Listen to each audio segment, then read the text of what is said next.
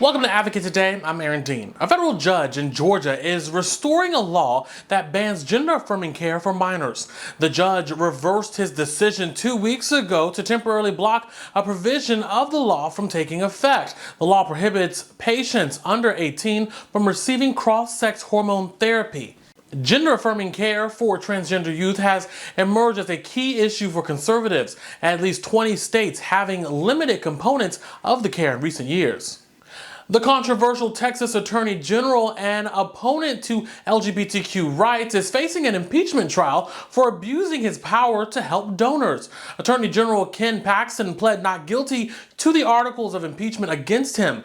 He has been suspended from his duties since the Republican-led Texas House impeached him in May. Paxton is also under indictment on security fraud, and he's also under federal investigation after former staffers accused him of taking bribes and abusing his office. It was his request for more than $3 million in state funds for a settlement with those whistleblowers that prompted his impeachment. Paxton has been a key player in steering Texas to the right politically in recent years, and he's called LGBTQ plus people and allies predators. Well, 4 million people have signed up for President Biden's new student loan plan. The saving on a valuable education is promising to lower monthly bills. Student loan payments are set to resume in October after the pandemic-related pause. The majority of people who already enrolled in SAVE were previously enrolled in a different repayment plan. Interest begins accruing on federal student loans on September 1st for the first time since March 2020. The NFL's first active out NFL player Carl Nassib is retiring from football. Nassib played 7 seasons in the NFL with the Browns, Raiders, and the Buccaneers. He became the first out active player in 2021. Nassib says that picking now to retire is a bittersweet moment. In a social media post, he called himself the luckiest guy on the planet to be able to live out his dreams in the NFL. Nassib says that he will focus on his company and other philanthropic efforts. Well, Texas is hosting a new LGBTQ plus event for brands, entertainers, and LGBTQ plus professionals. It's called Unleashed LGBTQ plus. It's a 3-day event in Dallas where you can network with professionals and see performances from the biggest names in LGBTQ plus culture. Nascar driver Herrin doesn't get phased while driving 200 miles an hour. He's an out gay man and is one of several LGBTQ plus figures that will be at Unleashed LGBTQ plus. And the Advocate Channel's Stephen Walker talked with Herrin about being behind the wheel of this groundbreaking conference. Thank you for joining me today, Zach. Yeah, no, likewise. Thanks so much for having me. I don't, really get to talk to LGBTQ plus media too often, so it's a really special treat for me. So thank you for having me. I appreciate it. What is the idea behind Unleashed LGBTQ plus and the goals behind it? Special guest joining me, but what I'm looking forward to mostly is going back to what I had just mentioned. I don't get to have the opportunity to work with a lot of LGBTQ plus media outlets or events. A lot of my stuff is specifically around motorsports. So it's such an amazing opportunity for me to talk with peers and allies within our community. Well, speaking of the other speakers, are there any Unleashed LGBTQ plus lineup that you're really excited to connect with? Oh yeah, I'm a big Post star, so I'm really excited to meet India Moore. I just also had the opportunity recently to meet Billy Porter, so I'm like, oh, I'm going through the cast here. This is really amazing. So, and Anthony as well. Queer Eye is just, it's Queer Eye. I think there's a great array of talent of what's going to be featured at Unleashed. So it's going to be really unique to hear so many different backgrounds and stories. And I think a lot of stories that most people don't know about specifically us. So really looking forward to sharing more specifically there in person. Okay, now, can you tell us about your professional stock car driver journey and what led you to compete in NASCAR's ARCA series? Yeah, so motorsports has been a part of my entire life.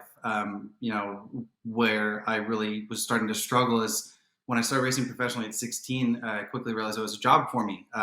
But up until that point, my life had been so fast forward. So focusing on me and my personality, my mental health was never an option for me. And as I started to, engage with that side of my personality more, I always knew that I was gay, just didn't, again, know how to kind of tap into that.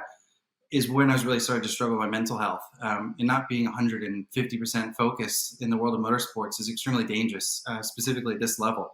So it ultimately led me to kind of walk away from things, give up the ultimate sacrifice, a dream that I had worked so hard towards, which was really hard. But to be back here, living as my true authentic self, not only in a way paving a way for others, but ensuring that I'm not going to be the last one. That's what's really important for me now in this rebirth of my career. I want to ensure that there's opportunities for everyone, no matter their background or what makes them different.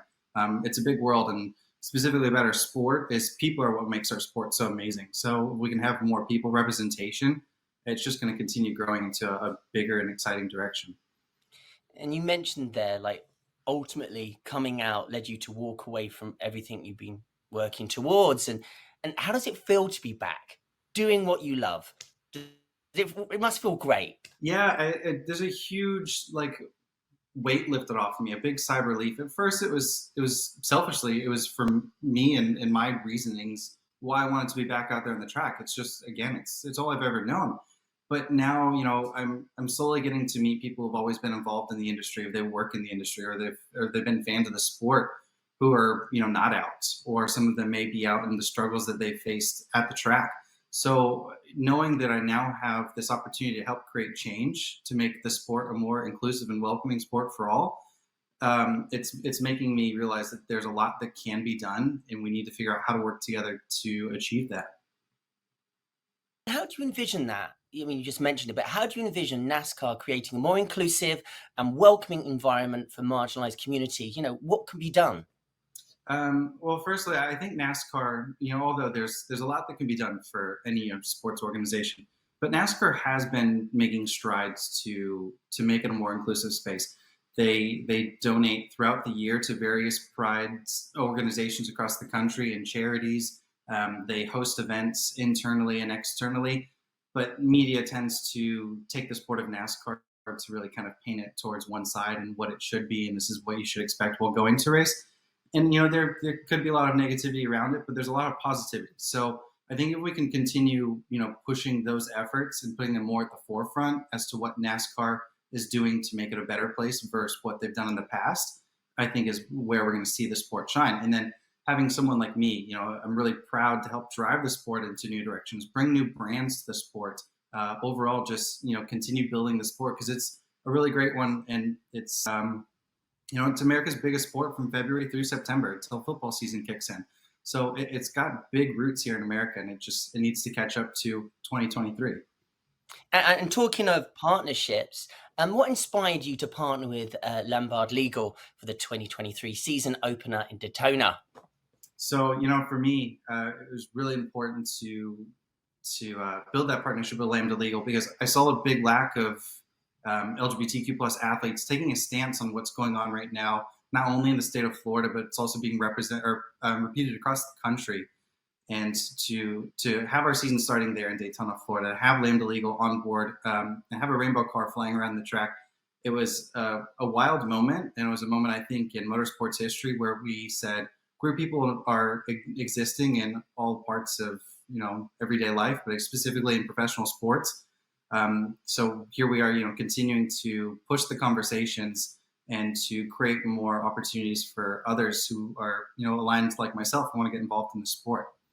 Thank you so much for joining me today. I really have loved getting to know you and reading up on you. So well done, and keep up the good work, sir. Well, thank you so much, Stephen. I really appreciate the kind words, and just getting to chat with you. It was fun.